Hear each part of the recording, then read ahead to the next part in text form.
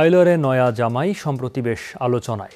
জাতীয় প্রচার মাধ্যম থেকে শুরু করে পাড়া মহল্লার যে কোনো উৎসবে গানটি পরিবেশনা যেন বাধ্যতামূলক। আসসালামু আলাইকুম দর্শক মণ্ডলী, সবাইকে জানাচ্ছি ঈদ উল ফিতরের শুভেচ্ছা এবং ঈদ মুবারক, ঈদ মুবারক, ঈদ মুবারক। আশা করছি আমার সারা ভিডিও জুড়ে থাকবেন। আপনাদের সবাইকে আমন্ত্রণ জানাচ্ছি আমি ইকরামউদ্দিন এই ঈদের দিনে। আপনারা অবশ্য ডেসক্রিপশন দেখে বুঝতেই পারছেন যে আমি কি বিষয় নিয়ে আলোচনা করব। এই ভিডিওটা হচ্ছে আমার নয়া দামান গানের লাস্ট ভিডিও। আমি কিছু কথা বলবো আপনাদের সাথে, কারণ হচ্ছে আপনারা অনেক SMS আমাকে করছেন। যখন আমি 2-3টা ভিডিও দিয়েছিলাম, দেওয়ার পর আপনারা অনেক কমেন্ট করছেন। এই কমেন্টের উত্তর এবং গানের সমাধান ইতিমধ্যে আপনারা হয়তো বিভিন্ন নিউজ পত্রপত্রিকা এবং ইউটিউব চ্যানেলে বিভিন্ন জায়গায় আপনারা দেখেছেন, যার জন্য আমার পক্ষ থেকে আপনাদের জন্য লাস্ট ভিডিও করা এবং আপনাদের কিছু শেষ মতামত এবং আমারও শেষ মতামতটা আমি জানিয়ে দিব এবং আপনাদেরকে বলে দিব। যেহেতু আমার ইউটিউব চ্যানেল আছে, আমি কথা বলার অধিকার এখানে রাখি এবং যেহেতু এই বিষয়টা নিয়ে প্রথম অবস্থায় কথা বলেছিলাম, আরও 2টা ভিডিও আমি বানিয়েছিলাম, আপনারা অনেক ভিউ করেছেন, যার জন্য আমার এই আজকের ভিডিও। আশা করছি আপনারা সবাই সারা ভিডিও জুড়ে থাকবেন। যদিও আমার এই ভিডিওটা একটু লম্বা হতে পারে, আপনারা অবশ্যই সারা ভিডিও জুড়ে থাকবেন এবং শেষ মতামত আপনারা বলে যাবেন এবং বুঝেই যাবেন, যেহেতু আমি কথা বলছি বুঝেই যাবেন আপনারা এটা কার গান এবং কিভাবে আসছে। এটা কিন্তু আপনারা জানেন যে কিভাবে ভাইরাল হলো এবং কার মাধ্যমে এটা হয়েছে এবং কে করেছে, এটা কিন্তু আপনারা জানেন।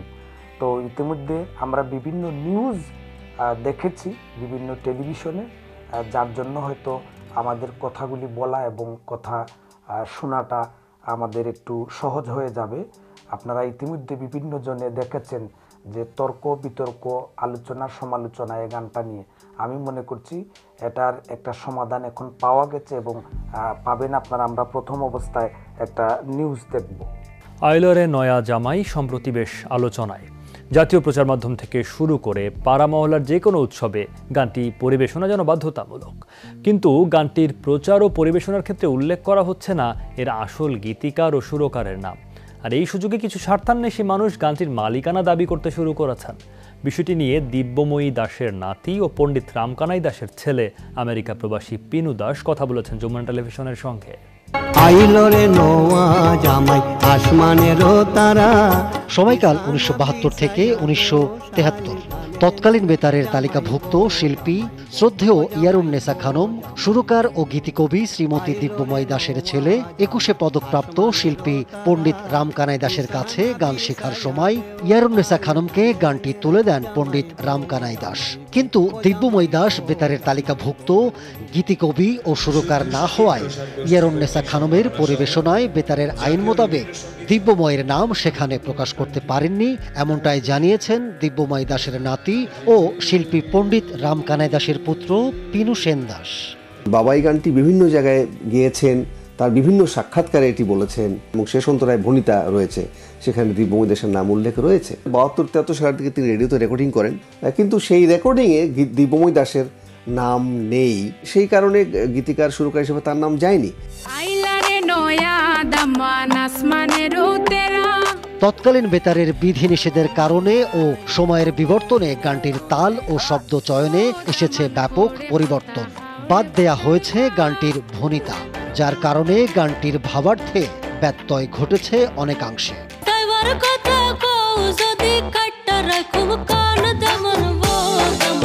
মূল গানটিতে 4টি অন্তরা রয়েছে, এই গানটিতে আমি দেখলাম যে মাত্র 1টি অন্তরা রয়েছে।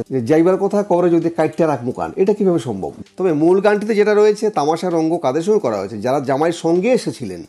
প্রেম বা প্রণয়ের বহিঃপ্রকাশ যেমন সঙ্গীতে প্রকাশ করা হয়, তেমনি সমাজের বিভিন্ন রীতিনীতি ও সামাজিক অনুষ্ঠানের প্রথার নানান দিক উল্লেখ করে পল্লী জীবনে বাঁধা হতো গীত বা সঙ্গীত। আর সেরকমই একটি গান আইলারে নোয়া জামাই। সকল ভ্রান্তি দূর করে গানটি মূল সুরে ও শব্দচয়নে পরিবেশিত হোক, প্রকাশ পাক প্রকৃত গীতিকার ও সুরকারের নাম, এমনটাই প্রত্যাশা সঙ্গীত বোদ্ধাদের। আইলো রে জামাইয়ের ভাই বউ। আহমেদ তাওকির, যমুনা নিউজ। আপনারা শুনেছেন, অবশ্য বিষয়টা আপনারা বুঝতেই পারছেন। এখানে পিনু সেন দাস উনি বলেছেন যে এই গানের 4টা অন্তরা, এর ভেতরে একটা অন্তরা যে গানটা ইদানিং ভাইরাল হয়েছে, সেখানে একটা অন্তরা শিল্পীরা বা শিল্পী তসিবা বেগম যিনি উনি গেয়েছেন এবং মুজা গেয়েছেন, একটা অন্তরা ওনারা পরিবেশন করেছেন। আর বিভিন্নতা আপনারা এটা অবশ্যই দেখেছেন বা শুনেছেন যে বিভিন্ন অন্তরা কেটে দিয়ে বিভিন্নভাবে পরিবেশনা করা হয়েছে। এটা হচ্ছে উনাদের পক্ষ থেকে এবং দিব্যময়ী দাসের পরিবারের পক্ষ থেকে। ইতিমধ্যে হয়তো আপনারা জেনেছেন যে দিব্যময়ী দাসের নামে কিন্তু তিনি লিখেছেন গানটা, আর উনার নামে কিন্তু একমাত্র উনার ছেলে রামখানাই লাল দাস উনি পরিবেশনা করেছিলেন নাম অন্তরা দিয়ে, যেটা আমরা শুনেছি এবং যেটা ইউটিউবে আমরা দেখেছি। তারপরে প্রথম অবস্থায় এই গানটা ইয়ারুন্নেসা খানম তৎকালীন সিলেট বেতারে 1971 সাল না 72 সালে উনি পরিবেশনা করেছিলেন। উনি কিন্তু রামখানাইলাল দাসের ছাত্র, ওনার কাছে গিয়েছিলেন গান শেখার জন্য। তিনি কিন্তু তিনার মাল লিখার গানটা ইয়ারুন্নেসা খানমের কাছে দিয়েছিলেন। তারপরে উনি রেডিও বেতারে পরিবেশন করেন। পরিবেশনা করার সময় হয়তো গীতিকারের নামটা এখানে দেয়া ছিল না, ইতিমধ্যে আপনারা হয়তো শুনেছেন, দেয়া ছিল না। কারণ হচ্ছে যে তিনি দিব্যময়ী দাস তিনি রেডিও বেতারের লিস্টেড কোনো গীতিকার ছিলেন না। এটা আমি নিজে যখন অনেক গীতিকারের গান বাংলাদেশ বেতারে পরিবেশনা করতাম, যখন পরিবেশনা করার পর রেকর্ড করার পর যখন এখান থেকে বলা হতো যে এই গানের গীতিকার কে, যখন কৃতপক্ষ যারা আছেন বেতারে যারা এটার পরিচালনা করেন, তারা যদি দেখতেন এই গীতিকার ওনাদের লিস্টে আছেন, তখনই কিন্তু নাম দেয়া হতো। আর যদি লিস্টে থাকেন না, তখনই কিন্তু এই গানটা সংগ্রহ বা সংগ্রহিত দেওয়া হতো। এটা দেওয়া হয়, এখনও আছে, আগেও ছিল এই আইন এবং এই বিধান। আমি জানি না ভবিষ্যতে এটা থাকবে কিনা, হয়তো থাকতেও পারে। তারপরে আপনার বিভিন্ন শিল্পীরা যখন পরিবেশনা করেন, ইতিমধ্যে আপনারা দেখেছেন নিউজের মধ্যে বিভিন্ন ধরনের কথাবার্তা উলট পালট করে গাওয়া হয়েছে।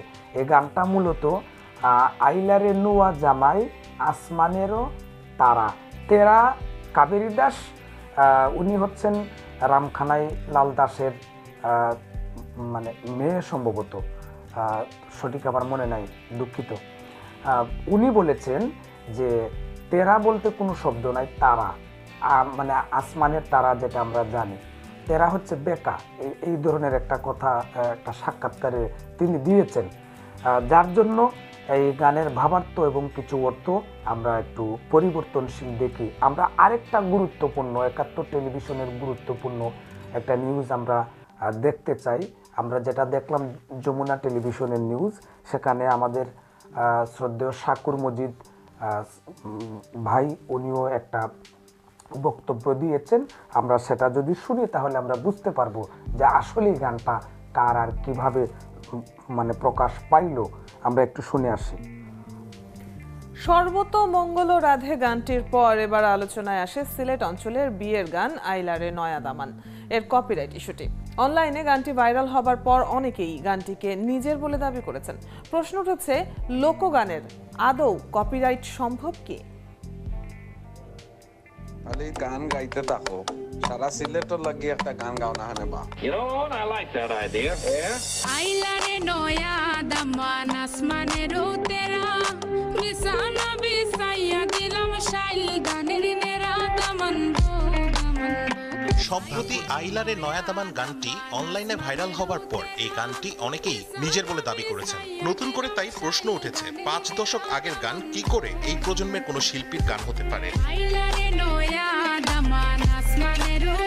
এই গানটা খুবই পপুলার, আমরা ছোটবেলা থেকে, আমারই বলতে গেলে এখন মুখস্থ আছে এবং বাকি সকলেরই আছে। সুতরাং এই গানটা নতুন করে আবিষ্কার করারও কিছু নাই এটা আবিষ্কার করা অনেকটা সূর্য পূর্ব দিকে উঠে এই তত্ত্ব আবিষ্কার করার মতো। এই প্রজন্মের কেউ যদি গান গেয়ে কপিরাইট নিজের নামে করতে চায়, সেইটা আমার কাছে একটু দৃষ্টিকটু মনে হয়। অনেকেই মানতে চাচ্ছেন না যে এই গানটি দিব্যময়ীর লেখা কিনা। কোনো গীতিকার যদি তালিকাভুক্ত না হতেন তাহলে তার নামও রেডিও বা টেলিভিশনে প্রচার হতো না। হয়তো সে কারণেই দিব্যময়ীর নামের অংশটি বাদ পড়ে গিয়েছিল। সর্বতমঙ্গল রাধে গানটিকে নিজের বলে দাবি করে সরলপুর ব্যান্ড। পরে বিষয়টি নিয়ে ৭১ টেলিভিশনে প্রতিবেদন প্রচারের পর উঠে আসে এটি হাজার বছরের লোক সংস্কৃত থেকে সংগৃহীত গান। এটা মূলত আসছে মানে এটা কৃষ্ণলীলার গান। এটা সম্পূর্ণতই লোকায়ত পর্বের গান এবং সাধকদের রচিত গান। লোকগান কিভাবে অন্যের মৌলিক সৃষ্টি বলে চালিয়ে দেওয়া যেতে পারে সে বিষয়েও কথা বলেছেন তারা। ফোক গানগুলো আমাদের লোকগীতিগুলো রিমিক্স হচ্ছে আজকে থেকে না, কিন্তু ৯০ দশক থেকে হচ্ছে। বড় বড় ব্যান্ডগুলো করেছেন। এর মানে কি তারা এইগুলোর মালিকানা দাবি করতে পারেন? কয়েকজনের সমন্বয়ে একটা কমিটি হতে পারে যারা এই সকল গান ছড়িয়ে ছিটিয়ে থাকা প্রাচীন লোকগানের ঠিকুজি সন্ধান করবেন। এবং আমার মনে হয় এটা যদি আগে থেকেই করে ফেলা যায় তাহলে পরবর্তীতে গানটি ভাইরাল হওয়ার পরে ওই বিতর্কের আর কোনো সুযোগ থাকবে না। ২০০৪ সালে বেঙ্গলের প্রকাশিত অ্যালবামে গানটি দিব্যময়ী দাসের টাইটেল দিয়েই ছাপা হয়, যা তিনি লিখেছিলেন ৭০ দশকের আগে।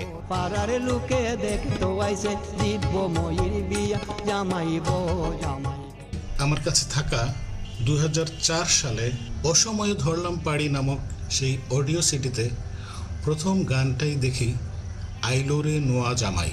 গানের ভনিতাতে দেখি এখানে দিব্যময়ীর কথা বলা আছে। পরবর্তীতে কোনো লোকগান বা পুরনো গানকে নতুন বলে নিজের মৌলিক সৃষ্টি বললে তার বিরুদ্ধে আইনি ব্যবস্থা নিতেও আপনারা একদম ক্লিয়ার হয়ে গেলেন কিন্তু এই নিউজগুলায় এবং এই বক্তব্যগুলায়।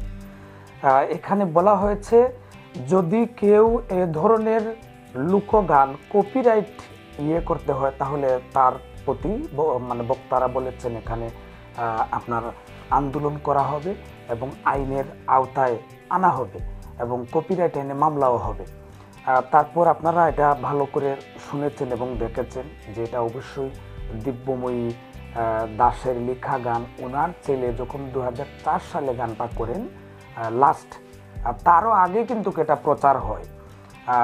২০০৪ সালে যেহেতু আমার কথা হচ্ছে যারা এখন আলোচনা সমালোচনা করছেন এই গানের বিরোধিতা করছেন, আমার কথা হচ্ছে যে যখন ২০০৪ সালে উনি ওনার মায়ের নামে গানটা করলেন তখন আপনারা কোথায় ছিলেন? কেন এটা আন্দোলন করলেন না? এখন যেহেতু তসিবা গানটা করেছে, মুজা গানটা করেছে, করার পরে গানটা যেহেতু ভাইরাল হয়েছে আপনারা আসছেন এমন কথাবার্তা। ভালো কথা, এটা যদি হয়েই থাকে, দেখুন আমি কিন্তু পক্ষ বিপক্ষ এটা বলছি না, আমার কথাটা হচ্ছে আগে কেন আপনারা ধরলেন না? আগে কেন ২০০৪ সালে যেহেতু বের হলো, উনি উনার মায়ের নামে যেহেতু দাবি করছেন, তখন আপনারা কোথায় ছিলেন? এখন কেন এটা নিয়ে আপনারা আলোচনা সমালোচনা করছেন? আর বিশেষ করে আমার কাছে মনে হচ্ছে তসিবা যেমনিভাবে ভাইরাল হয়েছে, কিন্তু এই গানটা গেয়ে এখন এই আলোচনা সমালোচনার কারণেই কিন্তু নয়া দামান গান থেকে সে ছিটকে পড়েছে, এতটুকু আমার কাছে মনে হচ্ছে। তারপরে আরও ছিটকে পড়া হচ্ছে আপনার মুজা বিভিন্নভাবে বিভিন্ন দেশের বিভিন্ন ভাষা ইউজ করেছেন, এটা নিয়েও খুব একটা আলোচনা সমালোচনা চলছে। যাক, ওই দিকে আমরা যাব না, ওই দিকে আমিও যাচ্ছি না। আমার কথা হচ্ছে যেহেতু সে গানটা ইদানিং এনে ভাইরাল করেছে আর প্রকাশ পেয়েছে যে এটা দিব্যময়ী দাসের গান, বিভিন্ন মিডিয়া কেন নিউজ করছে? নিউজ না করে কেন তাকে রেকর্ড করাচ্ছে না? আর অন্য শিল্পীদের দিয়ে কেনই বা রেকর্ড করিয়ে আপনার এভাবে বিতর্কটা সৃষ্টি করছে? এটা আমি বুঝতে পারছি না। আমি টোটালি মিডিয়ার কোনো দোষ দিচ্ছি না, আমি এটাই বলছি যে যেহেতু এক একটা প্ল্যাটফর্ম, এক একটা টেলিভিশনের তারা অন্যান্য শিল্পীরে দিয়ে এবং ইউটিউব বড় বড় ইউটিউব চ্যানেলগুলো অন্যান্য শিল্পীরে দিয়ে পরিবেশনা করাচ্ছেন, তারা কেন মোজা এবং তসিবাকে দিয়ে মূল গানটা পরিবেশনা করাচ্ছেন না? এবং যেহেতু গীতিকারের নাম পাওয়া গেছে, প্রয়োজন পড়ে আবার সংশোধন করে এই গানটা গাওয়ানো হোক, এটাই হচ্ছে আমার কথা। আপনারা ইতিমধ্যে বুঝতে পারলেন। ধন্যবাদ সবাইকে আপনাদের এত সময় ব্যয় করার জন্য। আপনারা ভালো থাকুন, সুস্থ থাকুন। আবারও সবাইকে ঈদ মুবারক জানিয়ে বিদায় নিব এবং নয়া দামান গানের পক্ষ থেকে আমি বলবো আমার এটার লাস্ট ভিডিও, আপনারা ভালো থাকবেন, সুস্থ থাকবেন। যদি আর কোনো ধরনের কোনো আপডেট আসে আমার কাছে বা আমাদের কাছে, অবশ্যই আমি চেষ্টা করব ভিডিওতে কথা বলার। আসসালামু আলাইকুম ওয়া রাহমাতুল্লাহ। ঈদ মুবারক।